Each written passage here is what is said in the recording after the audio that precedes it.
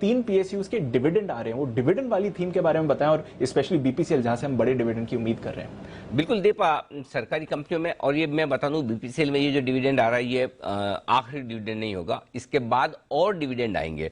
देखिए, डाइवेस्टमेंट के पहले, क्योंकि अगर आपकी बुक्स में कैश है तो कैश का वो वैल्यूशन नहीं मिलता, और वो कोई भी कैश का वैल्यूशन कोई भी जो खरीदार है वो देना भी नहीं चाहता। उसको नेट ऑफ कैश अगर आपकी कंपनी मिले तो उनके लिए भी बेहतर है, और वही होता हुआ दिखेगा, और सरकार के लिए भी अच्छा है। अब कहने में आप कह सकते हैं कि अगर आप पहले कैश निकाल रहे तो आपके वैल्यूशन कम हो जाएंगे। जी नहीं, कैश का वैल्यूशन कैश जितना ही होता है। 100 रुपए की वैल्यू 100 रुपए होती है, उसकी वैल्यू कम या ज्यादा नहीं हो सकती। तो कई लोगों के दिमाग में यह भी है कि क्यों सरकार पहले इतना डिविडेंड ले रही है। अगर मुझे किसी कंपनी को खरीदना है, उस कंपनी की वैल्यू 150 रुपए है, और उस 150 रुपए में 50 रुपए उसके बैंक में कैश पड़े हैं, तो उसका वैल्यूशन थोड़ी मैं पी मल्टीपल पर दूंगा, उसका वैल्यूशन तो 50 ही रुपए रहने वाला है। बाकी बचा हुआ जो बिजनेस है वो 100 रुपए का है, 125 का है या 75 रुपए का है, वो मुझे तय करना है। तो कैश का वैल्यूशन कैश जितना ही होता है, यही इसीलिए सरकार कैश का वैल्यूशन करके जो कैश ले सकती है डिविडेंड के तौर पर वो बाहर निकाल रही है, ताकि जो कोई नया प्लेयर आकर इन्हें खरीदने की कोशिश करे उसके लिए भी उतना इन्वेस्टमेंट कम हो जाए। नहीं तो एक बार की तो उसको अरेंजमेंट करना ही पड़ेगा, बाद में वो भले ही निकाले।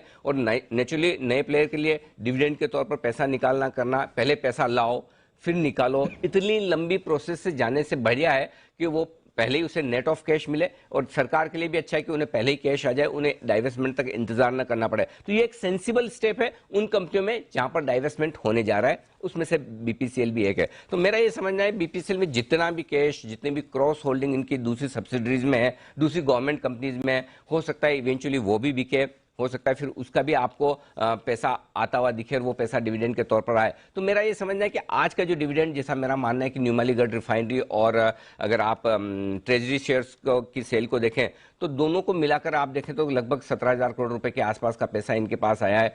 कितना कट के रहेगा, लेकिन मेरा ये समझना है कि अगर बिना टैक्स गिने तो आप 70 रुपए के आसपास का, 75 रुपए के आसपास का डिविडेंड होता है, 70 से 80 रुपए के बीच में।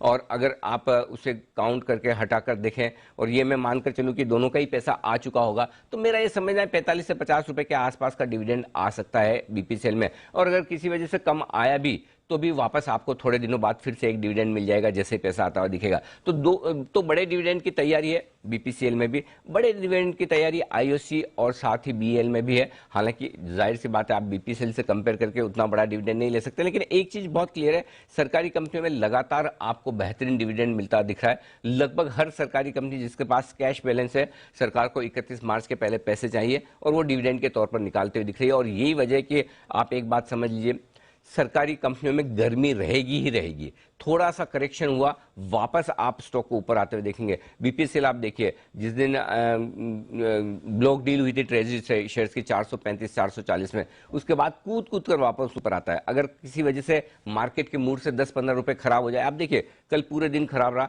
और वापस आखिरी में आप देखिए 460 के आसपास की क्लोजिंग। तो ओवरऑल इन स्टॉक्स में रुझान बहुत क्लियर है, बाय ऑन डिप्स वही बनाए रखें, बिल्कुल चिंता करने की बात नहीं है। Like the video, subscribe to channel. Thank